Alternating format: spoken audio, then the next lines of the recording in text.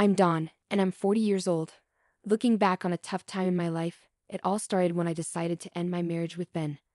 I realized we weren't a good match because he acted like a child and annoyed me. The idea of staying with him forever felt like too much to bear. But it wasn't just Ben who made me unhappy. His mom, Carol, also made my life difficult. Right from the start, she made it clear she didn't think I was good enough for her son. Her constant criticism and mean comments made me feel bad about myself and like I didn't belong in my own marriage. I remember many times when Ben's immaturity and Carol's meddling caused problems for us. There were evenings after work when I hoped for a calm time at home, but Ben would be busy playing video games, ignoring me and our shared responsibilities. When I tried to talk to him about it, he just brushed me off, saying I was making a big deal out of nothing. Ben, I had a really long day at work. Could you please help out with the chores? Can it wait? I'm busy playing this game right now. But that wasn't even the worst part. There was a time when he forgot our anniversary. I can't believe you forgot our anniversary, Ben. It was a special day for us. Oh, come on, Don. It's just a date. We can celebrate it another time. Then he invited his mother over without even asking me first.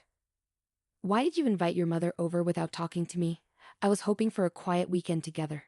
She's my mom, Don. She can visit whenever she wants. Don't be so stressed about it. And let me tell you about our money situation. It felt like I was married to a kid.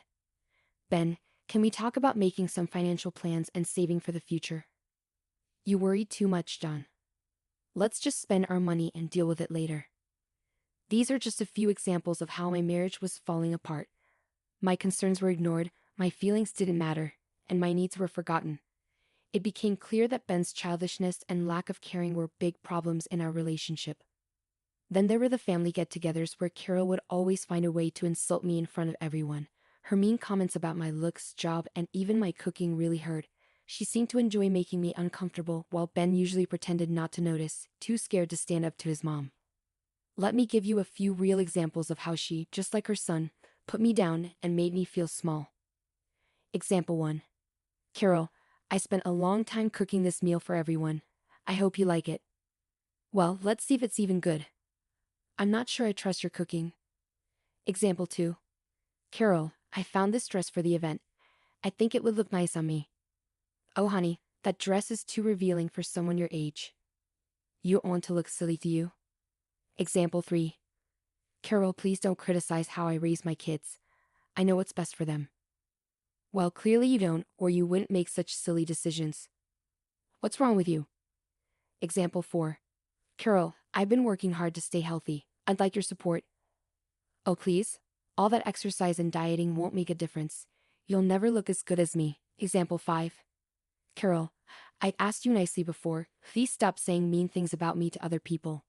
I'm just being honest, dear. People should know what you're really like. These conversations show how Carol always put me down and said hurtful things throughout my marriage. Her actions caused a lot of stress and made it hard to find any happiness with Ben. I reached a point where I knew I deserved better than this toxic situation. I made the tough choice to file for divorce, wanting to break free from the constant emotional pain I'd endured for too long. The courtroom became a place where I had to explain to the judge why I wanted to end the marriage, talking about how it had hurt me. When the legal process was over, I felt a bit lighter, like a weight had been lifted off my shoulders. But then something unexpected happened. My ex-mother-in-law, Carol, couldn't hide her happiness. She stood up in court looking thrilled, and said she'd finally gotten rid of me and won her son back. I've won. I finally won. Hearing her say that made me furious. How could she be happy about my pain and the end of my marriage? I couldn't hold back my anger. I told her exactly what I thought of her, calling her out for being a mean and spiteful person. But instead of being affected by what I said, Carol just laughed. Her laughter filled the courtroom, making the end of that painful chapter in my life even harder to bear. It was a scary reminder that some people feel like they win by hurting others, and her joy only made me more determined to move past the toxic situation I'd been in. Leaving the courtroom behind, I decided to take back control of my life and find the happiness I deserved. Carol's laughter reminded me of the battles I fought and the strength I'd found in myself. I wouldn't let others' judgments or cruelty define me anymore. I was determined to rise above the negativity and embrace the freedom waiting for me. With every step forward, I started a journey of healing and self-discovery. The path ahead wasn't easy, but I faced it with determination. I knew finding happiness wouldn't be easy, but I'd grown stronger from the struggles I'd faced. It was time to leave behind the drama and pain and look forward to a future full of hope and self-love. But unfortunately, the story doesn't end there. It seems like trouble just keeps finding me. Remember when Carol was gloating about winning? Well, she thought she'd get something out of it, but she never did, and she never will. You see, she believed she'd finally get her hands on a prized family heirloom she'd envy for years. What she didn't know was that I held the key to her dreams. It was a stunning diamond orchid necklace, passed down through generations in my family. Its beauty and rarity made it incredibly valuable, worth millions of dollars. Carol's eyes always lit up with greed whenever she saw it, but she could never have it. Throughout my marriage to Ben, Carol would often suggest selling the necklace for practical reasons, but I always refused, explaining its sentimental value and importance to my family. Even after the divorce, Carol still thought she deserved half of its worth. She believed she was entitled to it, thinking it would fulfill her materialistic desires. But what she didn't know was that I had a plan. It had been a month since the divorce, and I thought I'd left Carol and her schemes behind.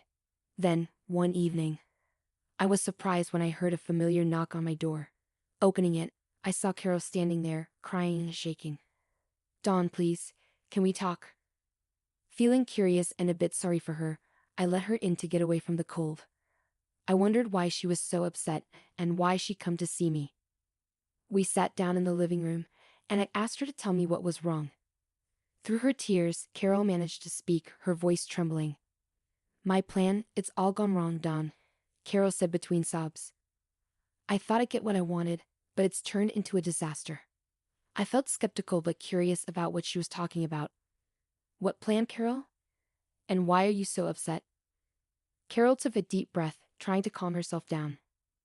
"You see, I thought Ben would get half of the value of the heirloom, and I would finally get what I wanted. But he told me something that changed everything." I leaned in, eager to hear what she had to say. "What did Ben tell you, Carol? Please tell me." Carol wiped away her tears, her voice sounding regretful and surprised. Ben told me he'd forgotten to mention a prenuptial agreement he signed before we got married.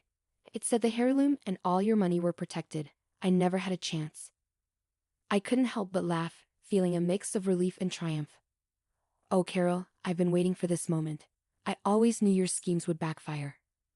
Carol's face turned red with embarrassment and anger. "You knew the whole time, and you let me think I had won. How could you do that?" Leaning back in my chair, feeling triumphant, I smiled at Carol. "Oh, Carol, I didn't make you believe anything. You just saw what you wanted to see because you were so focused on what you wanted. I knew the truth would come out eventually, and it did." As Carol faced the reality of her actions, her tears turned into frustration and regret. She had gambled and lost, leaving her with nothing but defeat. "I can't believe you had a prenup, Dawn. I was hoping to get some of your money after the divorce."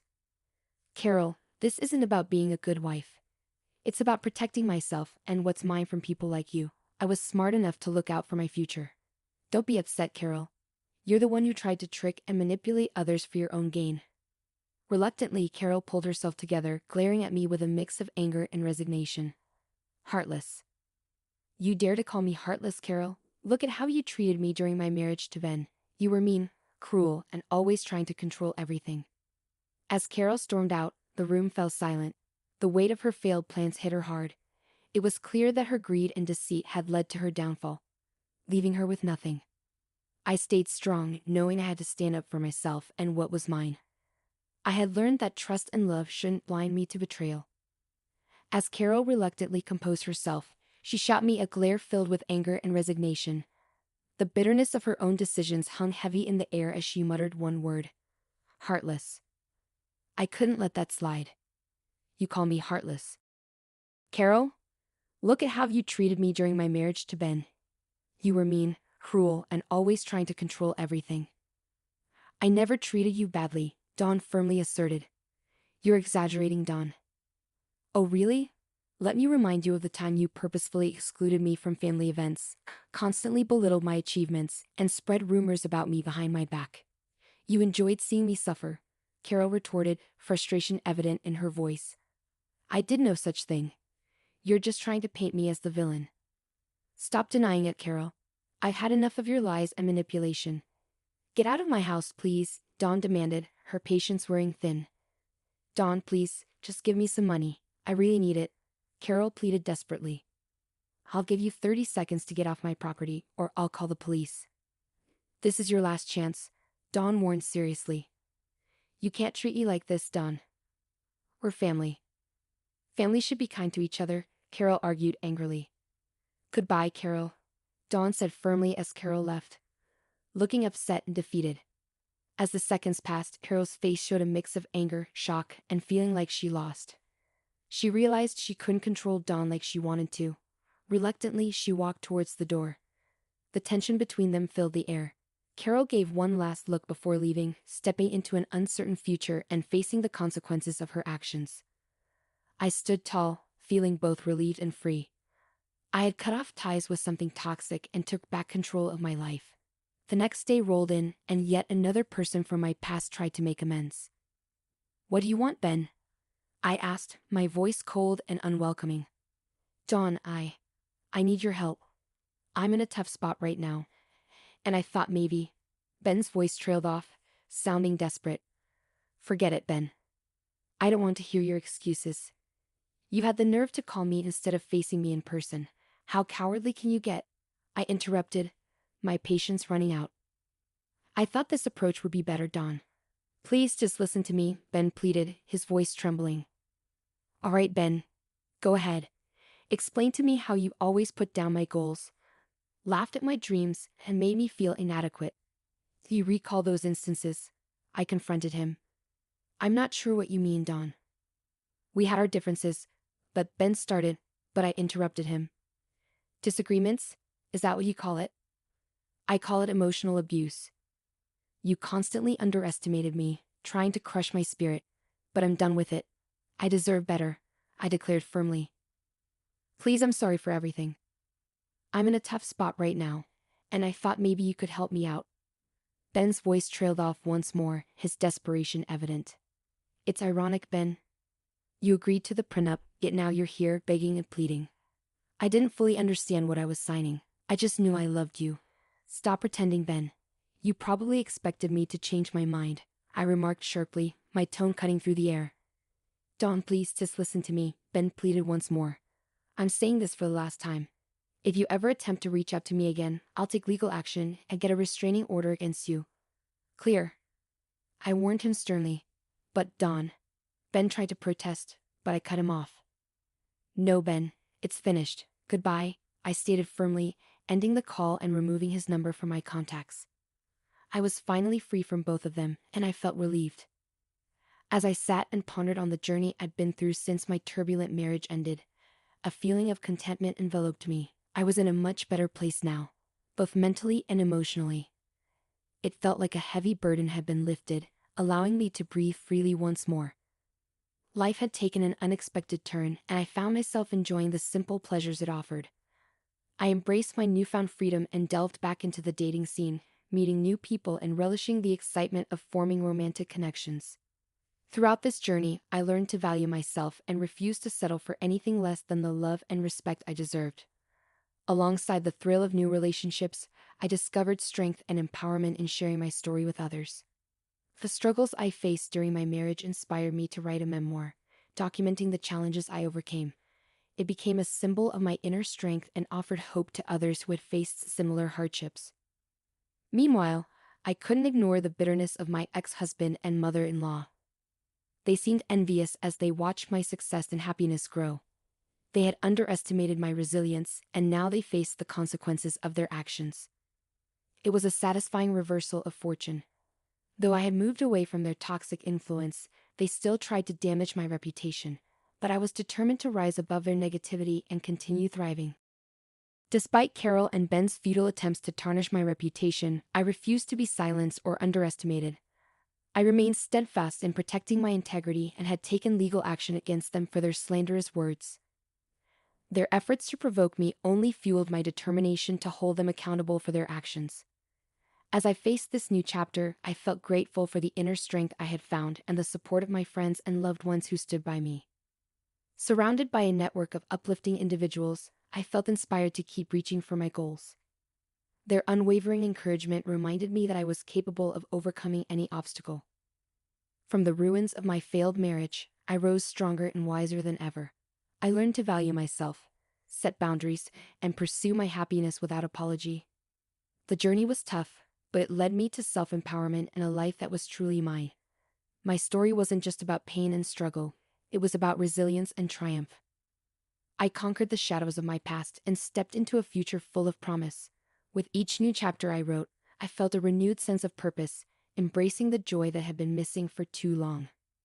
With every stroke of my pen, I reclaimed my voice, my strength, and my freedom. My goal wasn't to drag them down, but to rise above, showcasing the resilience and dignity within me. I was Dawn, the phoenix who emerged from the ashes, and I was prepared to soar higher than ever before.